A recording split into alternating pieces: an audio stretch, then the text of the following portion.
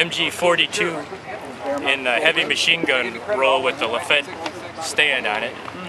The ammunition boxes held 250 rounds. This gun in this mode as heavy machine gun would fire about 1,200 rounds a minute. That's 20 rounds a second. To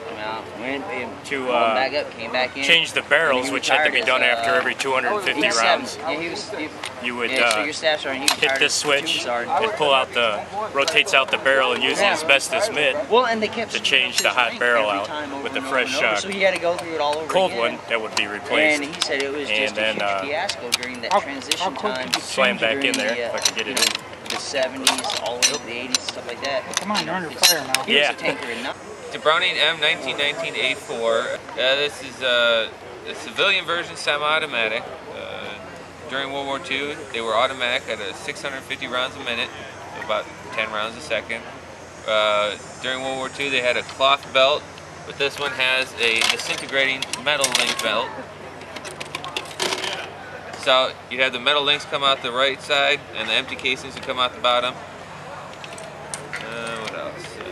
This is used for basically the centerpiece. This would be the hard point. Is it personal? Projector, infantry, anti-tank. So basically, infantry would use it to, it's an anti-tank weapon, so to take out any sort of armor or gun emplacement or anything like that. So a competent crew, which I'm not, would get that changed out in about 3 to 5 seconds. Well, 5 seconds. And we're at in Germany. In this mode here, you would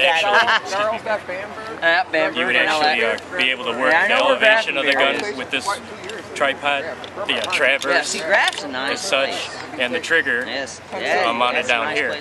The gun itself is actually here, with in a bipod mode, would be removed and utilized as a transport weapon. So you use this as your defense, and you have like the other infantry units would support this. They would bring in ammo, make sure the Germans didn't flank from the sides. You'd currently have 3 to 4 man teams that would be taking care of this gun. You'd actually have one person would pick up the gun when you go to move. The gunner would grab the tripod. The reason for that is that he would set the tripod down where he wanted the gun to be positioned. Then the other gentleman would drop the gun. You'd have the 3rd and 4th guy would be running with ammo. They'd take care of it. So if you've got the gunner on the gun, you'd actually have the guy next to him help feed the ammo in, helps the gun run a little bit better. Basically a huge spring inside there that helps launch the projectile. It would go through any German armor there was. It's just it didn't have a very good range. With an optical sight that mounts here, you would, with the graduates on the optical sight, you would actually be able to, using the elevation of traverse, you could actually use it like an artillery piece. It would reach out a mile, and you could, using that optical sight, be able to drop rounds over a hill onto forces on the other side if you knew it there. And that was Grafenwehr and Hornsfeld. During battle, your barrel will get quite hot, so you'll have to do a barrel change. In that case, you'd have a secondary barrel with you, and you would pull the handle off the back, and you'd pull the guts out of the gun, and you'd hook that onto this one, slide it back in. Now this takes us quite a bit of while because we have to do all of that, but we've gotten it down to about 27 seconds in order to do that change. One of the other members of the crew would carry a secondary canteen. He would use that to also pour on the hot barrel that you just took out to help cool that down, because eventually you'd have to change this one back out. So the cooler you can keep the barrel. Some of the 30 calibers actually have they're water cooled, so you'll see a big barrel, and they would put water in that to help keep that cool. The Germans were afraid of these. They hated Piats because it could take out anything they had, as opposed to the puny American bazooka that could bounce right off. This doesn't bounce. This penetrates. The Lafette stand weighs 49 pounds. Really like the gun weighed 28 pounds. Active again and shut down. What about Garros? Hitler's buzzsaw. Yeah, it's gone. Yeah, they turned that back over. If you're a 3-man crew, you should be able to change the barrel real quick, right? It's not designed that way. It's not like a German MG42.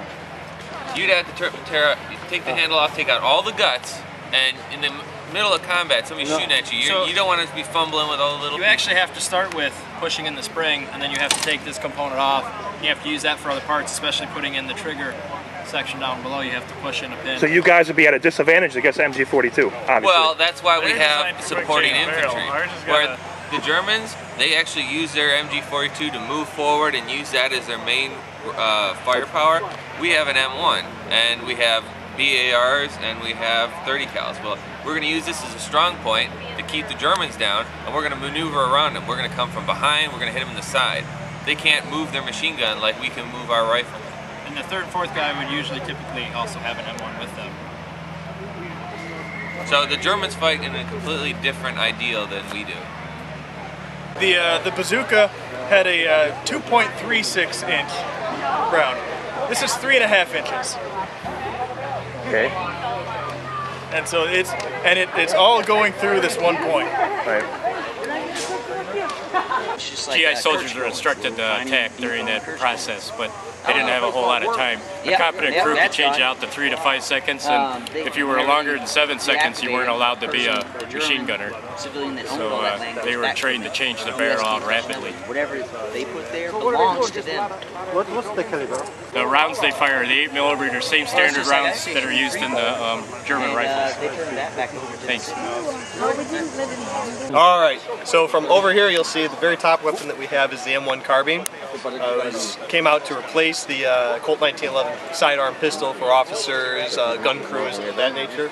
You have the 1903 Springfield, which is basically World War I vintage rifle. This is what they used in World War I. They also produced it early World War II before the M1 Grand came out.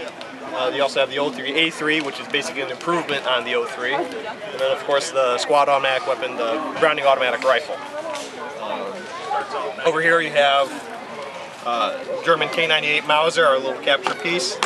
1903A3, which has been adapted with a scope for a designated marksman.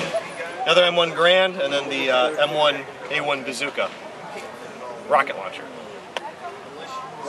Normally if they're on TV, they have no idea what they're talking about. Mostly in America, they have no idea what they're talking about. You guys are Brits, right? Yes, I'm pretty sure that there's this vendetta against the Piat by Americans because they want to prove the superiority of the bazooka. But this was a better weapon as far as penetration for close quarters combat. You could use this. It just didn't have as good a range. But another thing with the Piat, you could miss and not give away your position because it didn't leave a smoke trail. The BAR, that came out during World War I believe. I heard, but they didn't put it into practice. It was considered top secret. It was considered top secret, basically. Yeah. It was saw very, very limited use, my understanding, and then it came out World War II, as a squad rifle. And they're all, that's 30-06, 30-06? Yeah, all of these are, they're all 30 caliber. These are all 30-06, and this is just a 30 carbine round. So the spring propels the spigot out. The spigot engages a launching cartridge inside the tube. So it's like a blank inside here, like a mortar. And that's what propels the cartridge. And all the aiming is done by the spigot. The Panzerfaust and the Panzerschreck, those are rockets. And rockets leave a smoke trail. Rockets you can't fire from inside a building. But this, you do sacrifice some range.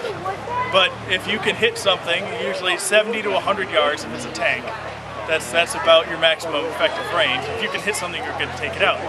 Against a pillbox or other armored position that's stationary, you could get up to about 370 yards.